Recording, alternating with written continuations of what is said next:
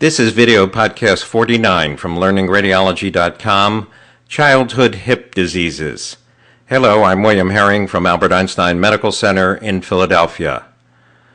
This podcast will focus on 3 childhood hip diseases: developmental dysplasia of the hip, Legg-Calvé-Perthes disease, and slip capitofemoral epiphysis.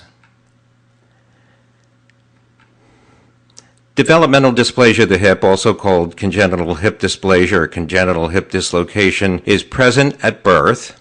It's 5 to 9 times more common in females and 10 times more common in babies born by breech presentation.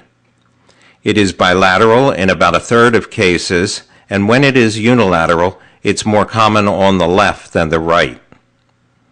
It is much more common in Caucasians and rare in African Americans. Clinically, the pediatrician looks to elicit an Ortolani click or clunk. The hip is dislocated by adducting it and then relocated by abduction, abduction, and the click is heard or felt on relocation of the hip. Other causes of dislocated hips include neurological disorders and sometimes hypothyroidism. Imaging, ultrasound, is the modality of choice in infants between about 4 weeks and 6 months of age. There are angles that can be measured using ultrasound, including the alpha angle, or the ultrasound can be done using dynamic scanning. Ultrasound is generally used before ossification of the secondary ossification center of the capitofemoral epiphysis. Once the capitofemoral epiphyses have ossified or calcified at about 3 to 6 months of age, measurements can be made more accurately on an AP view of the pelvis using conventional radiography. This is a normal pelvis in a 3-year-old, and we're going to go through some of the indices that can be used to measure the normal versus abnormal hip.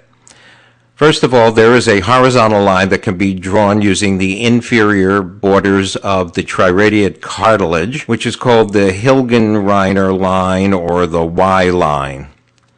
Then 2 lines perpendicular to the horizontal line at the outer edge of the acetabulae can be drawn. This is called Perkins line, and this forms 2 sets of grids with 4 quadrants each. There's an upper outer and a lower outer quadrant for each of the 4 grids, and an upper inner and lower inner quadrant.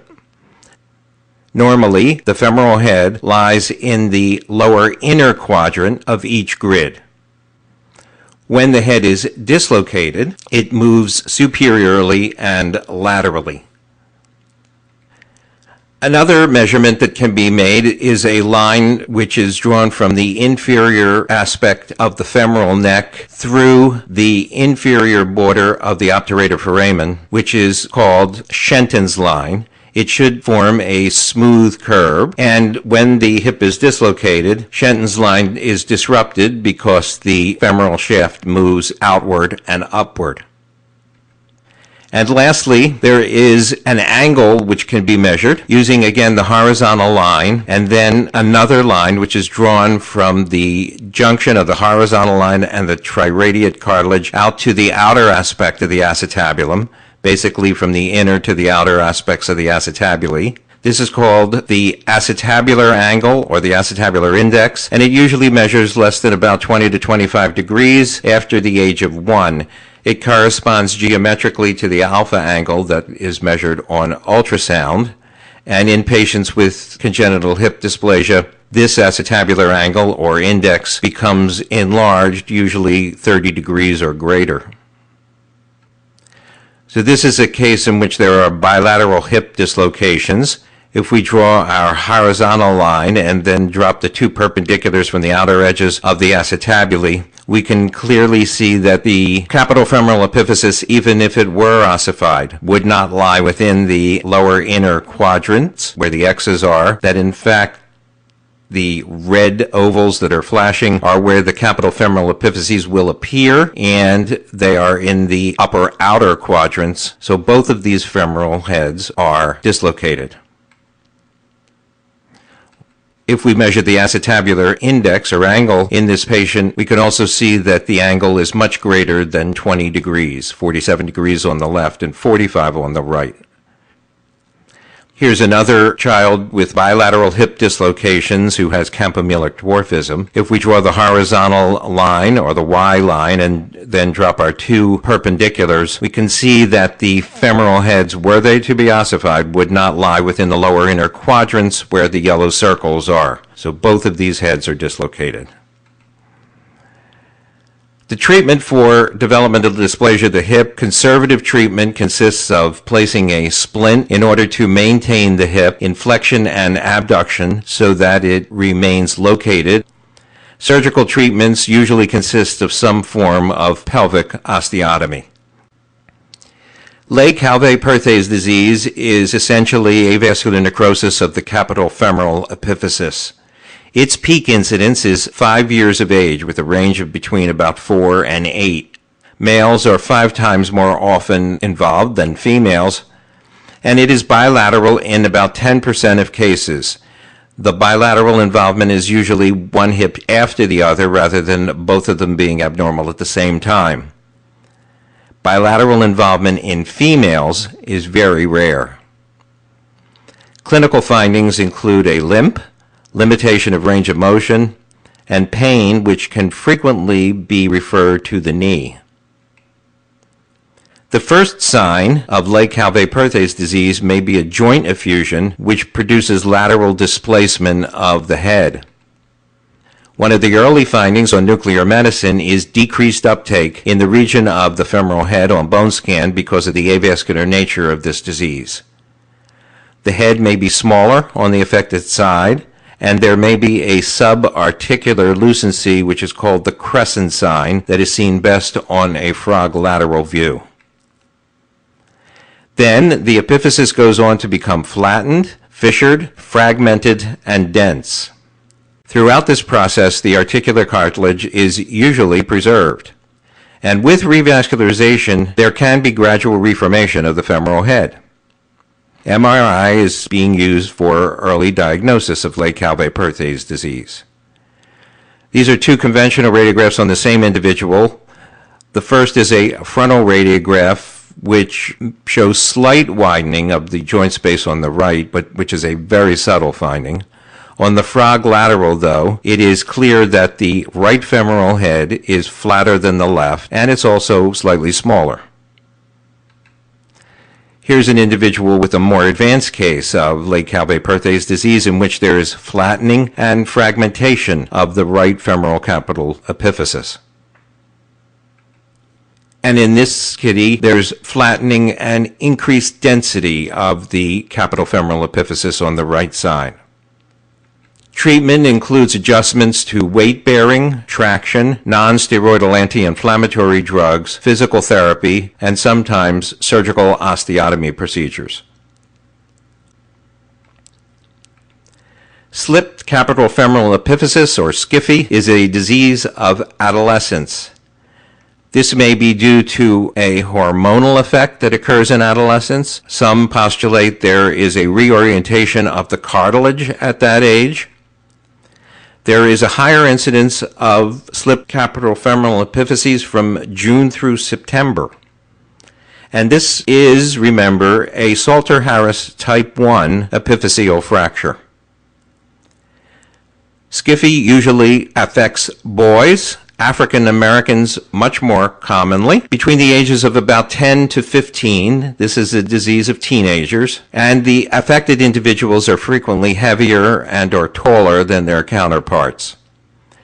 In girls, it occurs at a younger age, usually starting somewhere around 8. And it can be bilateral in about 20 to 25% of cases. Bilaterality is much more frequent in girls. In boys, when it's unilateral, the left hip is involved twice as often as the right. The head and neck may be osteoporotic early in the disease, and then the epiphyseal plate itself may become widened and indistinct. The head will slip posteriorly, medially, and inferiorly with reference to the metaphysis and produce a varus deformity of the hip. If we draw a line along the lateral edge of the femoral neck on an AP view of the pelvis, that line will not intersect the epiphysis in a kitty with slipped capital femoral epiphysis. The metaphysis is displaced laterally and no longer overlaps the posterior lip of the acetabulum, where in a normal individual it forms a small triangular density, and this sign is called the loss of the triangle sign of Kappener. Later in the disease, there may be buttressing of the medial and posterior aspects of the neck. So this is a normal pelvis, and if we draw a line along the outer border of the femoral neck, it should normally intersect a portion of the capital femoral epiphysis. And there also should be a small triangle where the metaphysis overlaps the posterior lip of the acetabulum. This is normal. Here's an individual with slipped capital femoral epiphysis. On the AP view, the epiphysis is slightly smaller. On the frog lateral view, the slip becomes much more evident because the line drawn along the outer aspect of the femoral neck intersects no part of the epiphysis, as is shown by the red arrow.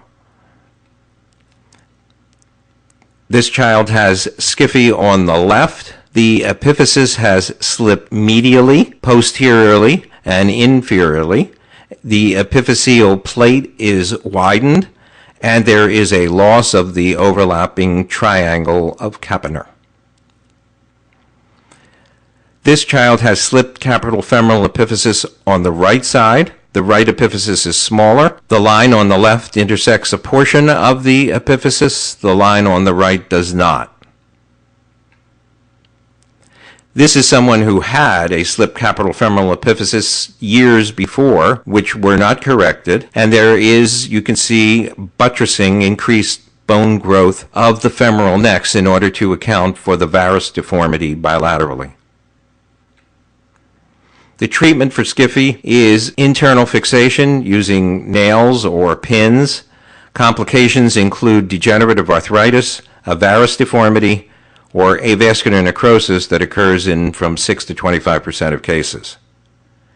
To review, the timeline for childhood hip diseases: developmental dysplasia of the hip occurs at birth, Legg-Calvé-Perthes disease around 5 years of age, and slipped capital femoral epiphysis is a disease of teenagers.